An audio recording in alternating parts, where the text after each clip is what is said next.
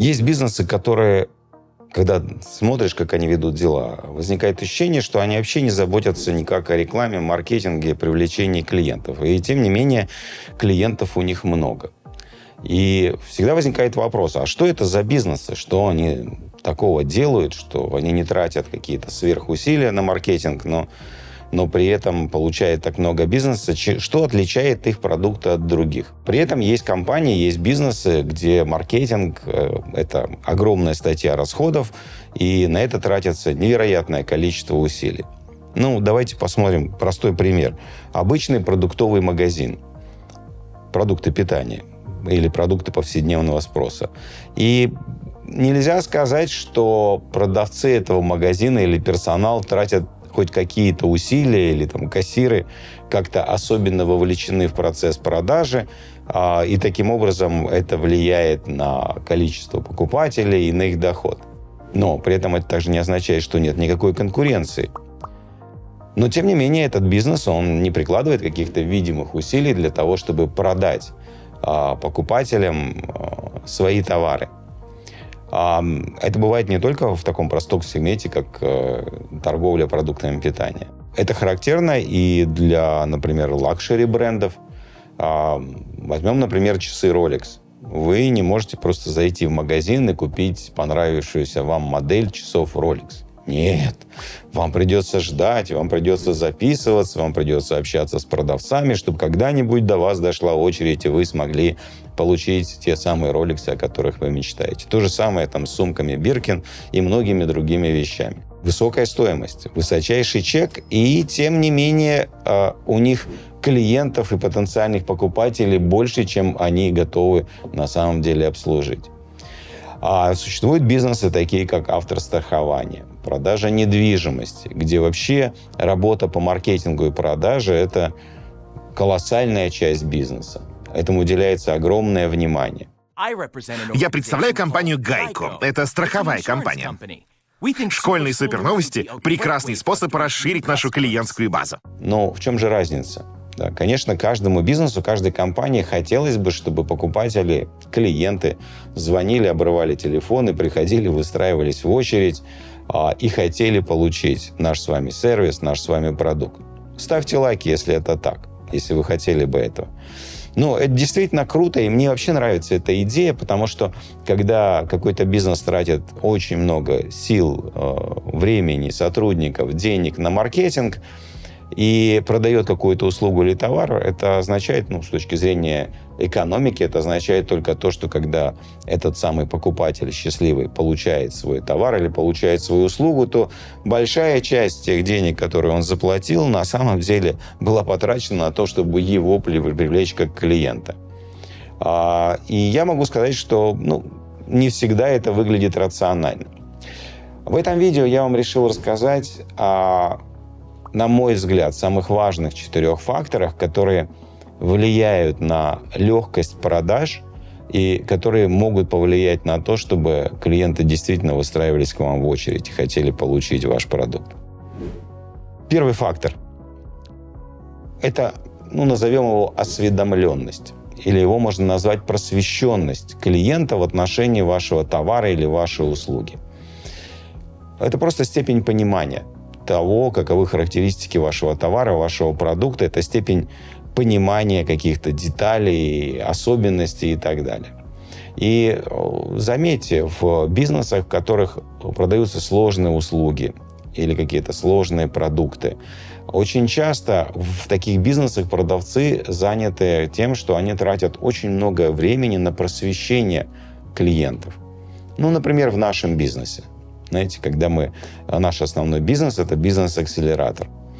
И человеку, который никогда не проходил обучение по бизнесу, не участвовал в каких-то бизнес-акселераторах, не был резидентом, ему довольно трудно объяснить, а что же такое бизнес-акселератор, а как это влияет на бизнес, а почему это полезно. И мы в своем бизнес-акселераторе помогаем выращивать руководителей, строить операционную систему бизнеса. Продажа этой услуги была невероятно трудоемкой, потому что когда мы продавали эту услугу в лоб, То есть кто-то сходил на мои социальные сети, посмотрел мой вебинар и интересуется нашим бизнес-акселератором, то продавцам приходилось тратить очень много времени и очень много усилий для того, чтобы объяснить, а что же это такое, а как это устроено, а какие конкретно пользы, преимущества, решения получают резиденты акселератора, благодаря которым им удается быстро растить бизнес. И делать это с помощью продавцов было не очень эффективно. Но потом, осознав то, что основным камнем преткновения у нас в продажах является осведомленность клиентов, потому что, согласитесь, не так много предпринимателей имеют опыт участия в качестве резидентов в каком-то бизнес-акселераторе. И мы увидели эту проблему, и чтобы повысить осведомленность, мы разработали специальный 6-дневный тренинг, очень недорогой, очень такой лайтовенький с точки зрения предоставления, всего 6 дней, там по пару часов в день. Но на этом 6-дневном тренинге мы рассказываем о том, что такое операционная система для бизнеса, как она работает, какие преимущества она дает, из каких компонентов она состоит и так далее.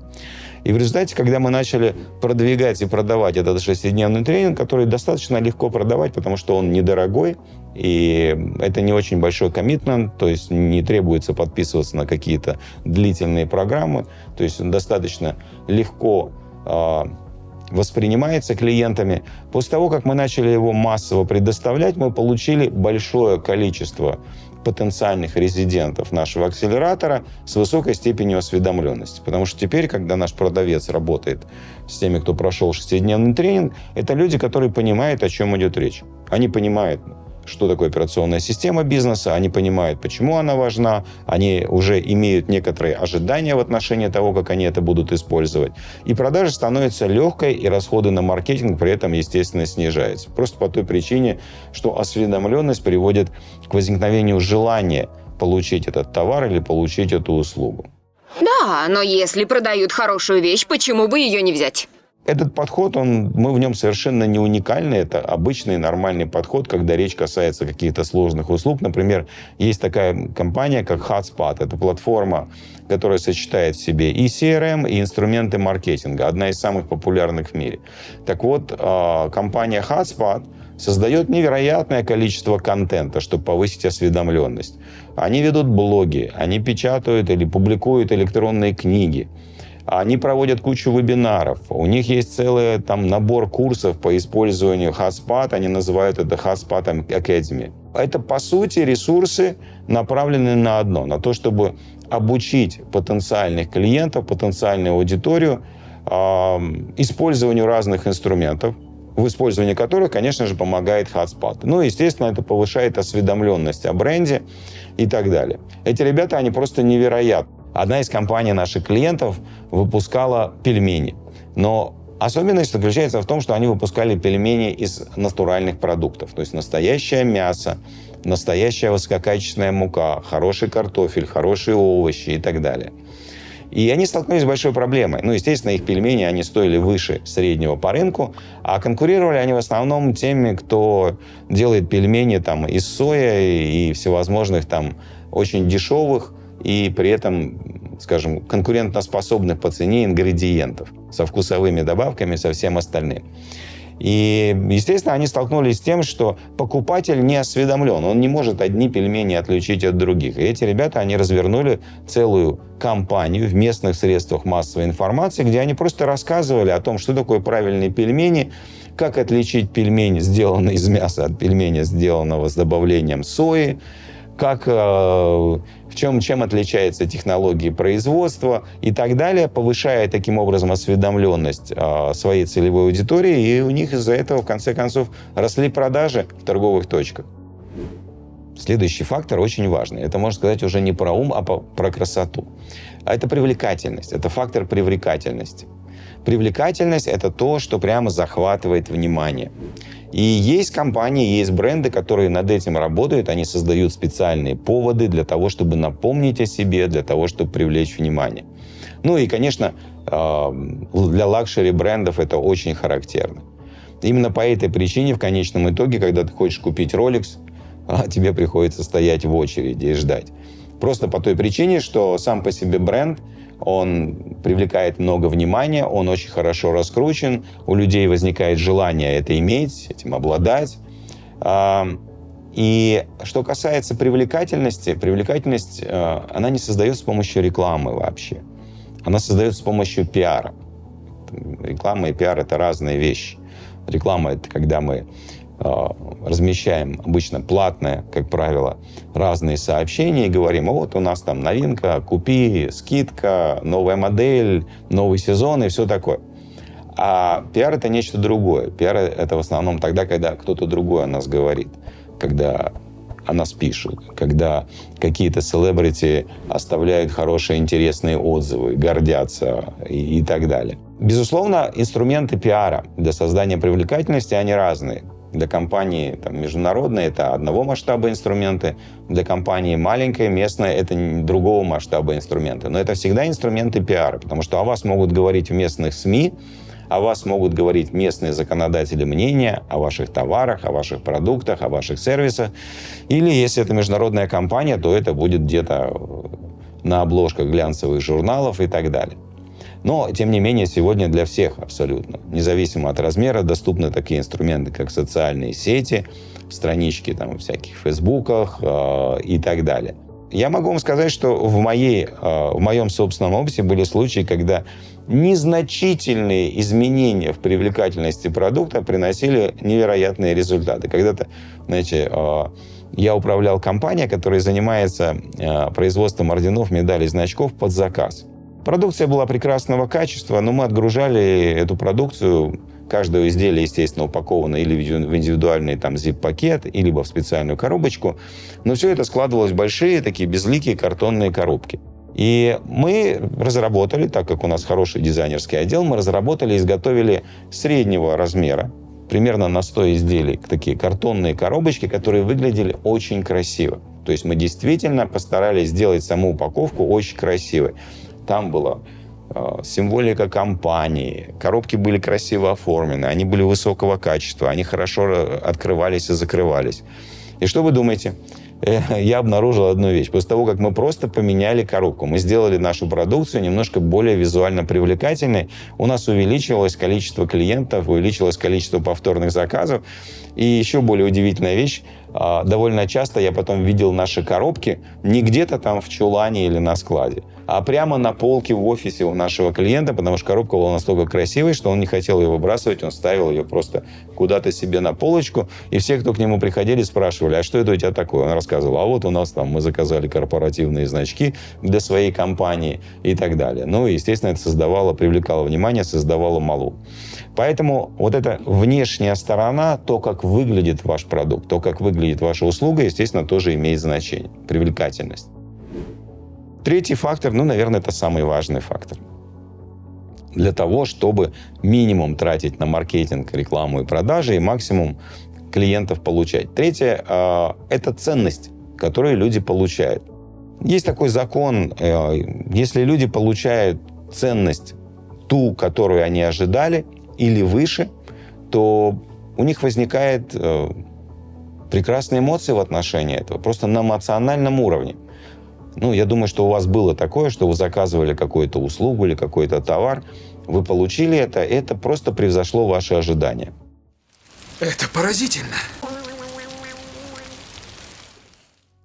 Эти эмоции – это то, что потом приводит к тому, что мы говорим об этом, мы рассказываем друзьям, мы хотим делать повторные закупки, мы хотим снова обращаться в этот бизнес, в эту компанию. Идешь в какой-то ресторан с высоким ценником. Да, ты знаешь заранее, что там дорого, но получаешь какое-то невероятное обслуживание и какое-то невероятно вкусное блюдо. Это вызывает эмоции. Ты хочешь попасть туда снова. Ты рассказываешь об этом всем. Постоянная работа над качеством. Причем работа опережающая. То есть это работа не тогда, когда нам о каких-то недостатках сообщает клиент, и мы вежливо клиентоориентированно их исправляем. Нет, я имею в виду та работа над качеством, когда мы исправляем это все до того, как заметил клиент, какие-то любые шероховатости и так далее. Вот такая работа, да, она стоит денег, она стоит времени. Но это прекрасная инвестиция, потому что это дает вам большое количество новых клиентов. И все компании, на самом деле, работают над тем, чтобы немножко превзойти ожидания клиентов. Ну, возьмите там, не знаю, Amazon Prime, который доставляет вот в наш дом каждую неделю там какие-то коробочки и посылочки. Amazon Prime — это подписка Амазона, когда ты платишь определенный membership каждый год. Я не помню, сколько он там, около $100, наверное, сейчас, что-то в этом роде.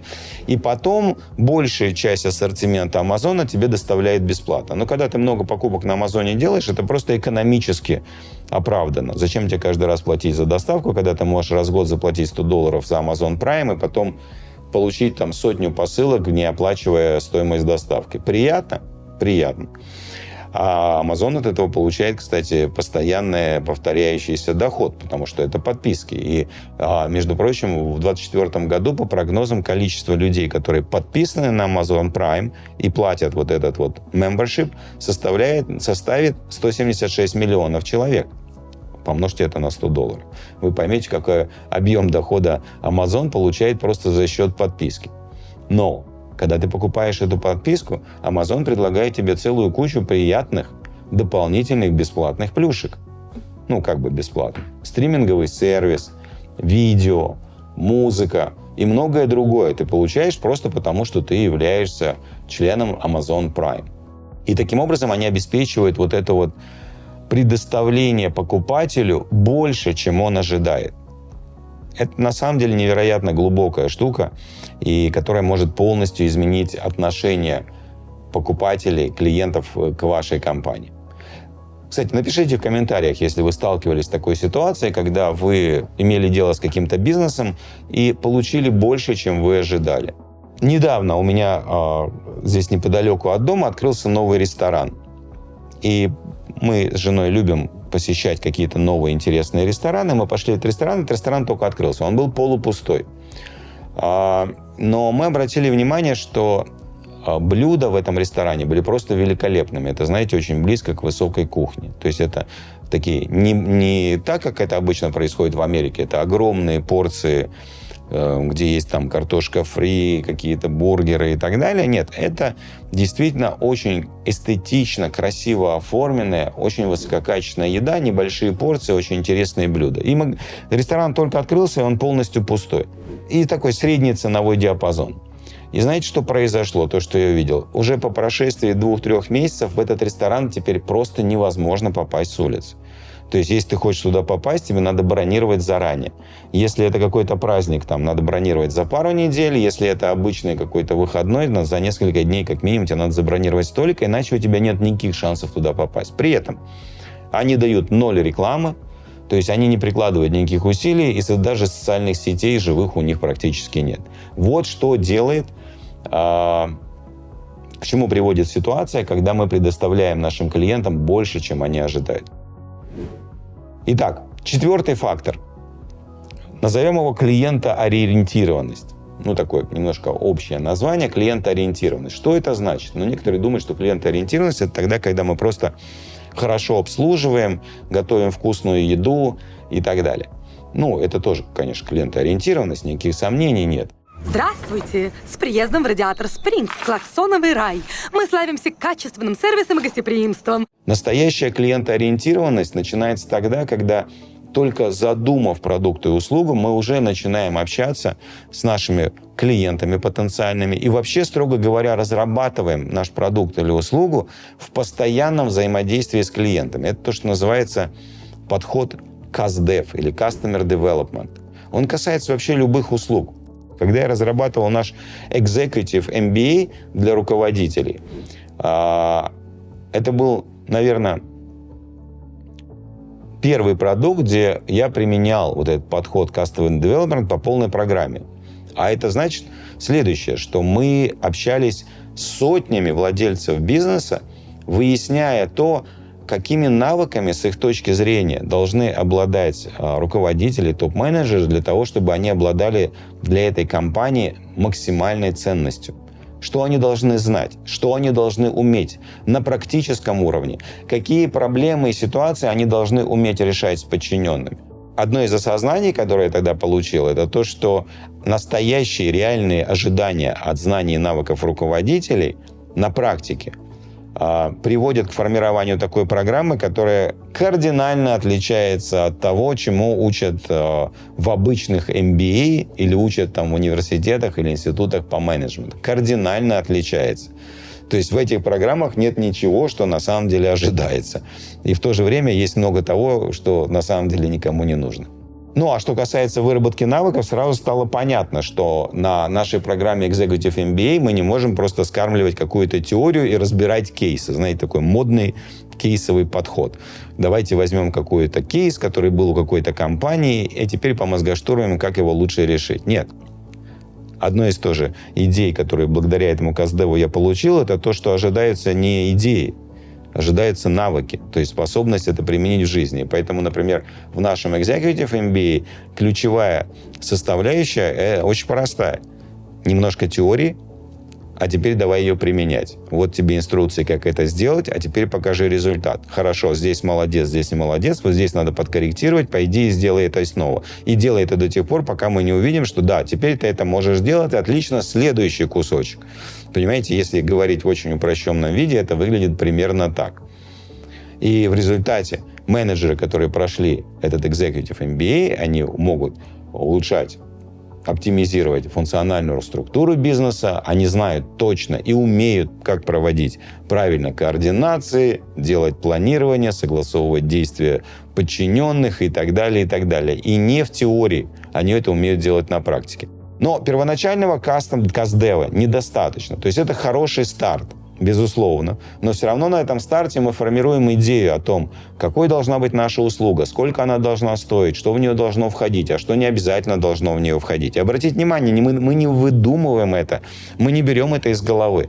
Мы это находим в постоянном непосредственном общении с той целевой аудиторией, которой мы потом этот продукт будем продавать. Но на этом не заканчивается, потому что как только мы начали предоставлять нашу услугу, мы продолжаем исследовать, мы продолжаем задавать вопросы, мы продолжаем искать пути, как увеличить ее ценность без увеличения себестоимости, потому что нам при этом надо контролировать себестоимость, чтобы она попала в тот ценовой диапазон, который приемлем для наших клиентов. Вот какая у меня будет замануха. Хорошее обслуживание по нормальной цене. Ну, естественно, у вас, наверное, возникает вопрос, где узнать больше о технологии, по которой проводятся эти исследования, эти КАЗДЕВы. Вообще эту технологию разработал Стив Бланк. И она, можно сказать, является такой ключевой составляющей его методологии под названием Lean Startup, то есть такой бережливый стартап. Об этой методологии вы можете прочитать в книге Стива Бланка «4 шага к озарению. Стратегия создания успешных стартапов». Вот 4 фактора, которые, с моей точки зрения, влияют на то, чтобы продажи были легкими. И при умелом использовании влияния на эти 4 фактора можно сделать так, что клиенты действительно будут выстраиваться в очередь. И такие бизнесы существуют. Кстати, если вы когда-нибудь с таким бизнесом сталкивались, где вам говорили, да-да, заходите через 2 месяца, мы, возможно, вас примем. И вы такие, что? Это бизнес, я плачу деньги, почему так? И так далее. Ставьте лайк этому видео, если вы с таким столкнулись. 4 фактора. Первый – осведомленность клиентов, то есть клиент понимает, действительно понимает особенности вашего продукта. Второе – это привлекательность, то есть способность привлекать внимание, как он выглядит, насколько людям интересно смотреть на вас. Третье – важный. Ценность, которую получает клиент, что она соответствует его ожиданиям, возможно, превышает ожидания. Ну и четвертое – клиентоориентированность, причем в широком смысле. То есть клиентоориентированность, начиная с момента формирования вашего бизнеса, формирования вашей услуги и продолжая постоянное совершенствование услуги или продукта во взаимодействии с клиентом. И если вы принимаете во внимание эти 4 фактора, ну что ж, количество клиентов у вас будет расти, а скорость вашего роста будет увеличиваться, а доля расходов на маркетинг, скорее всего, будет очень-очень разумной. Так что, если вы хотите, конечно, интенсивного роста, вам все равно нужно тратить деньги на рекламу, вам нужно тратить деньги на маркетинг, но эффективность будет совершенно другой. Но при этом примите во внимание еще один момент. Если вы уже прошли 3 стадии, и у вас есть годный продукт, и вы хотите масштабироваться, и ваши клиенты в целом довольны. Конечно, всегда есть что улучшать, но тем не менее, в целом ваши клиенты довольны. При расширении компании вы можете сталкиваться с тем, что Просто из-за неорганизованности возникает проблема. Понимаете, что производство факапит заказы, продавцы там не дожимают, теряют каких-то клиентов, маркетологи как-то глупыми экспериментами сливают бюджет. И я сам сталкивался с этим 30 лет уже в бизнесе, и особенно в первых компаниях я с этим сталкивался многократно. И из-за таких ошибок я когда-то чуть не потерял успешный впоследствии бизнес. Но я в свое время нашел инструменты, как с этим справляться. Инструменты, которые помогают навести порядок в бизнесе, построить операционную систему. Благодаря этому моя компания заняла первое место на рынке Европы. И об этих инструментах я с удовольствием вам расскажу и этим поделюсь на своем мастер-классе. Он называется «Как усилить команду, укрепить фундамент бизнеса и выйти на новый уровень». Если вам это интересно, регистрируйтесь по ссылке под этим видео.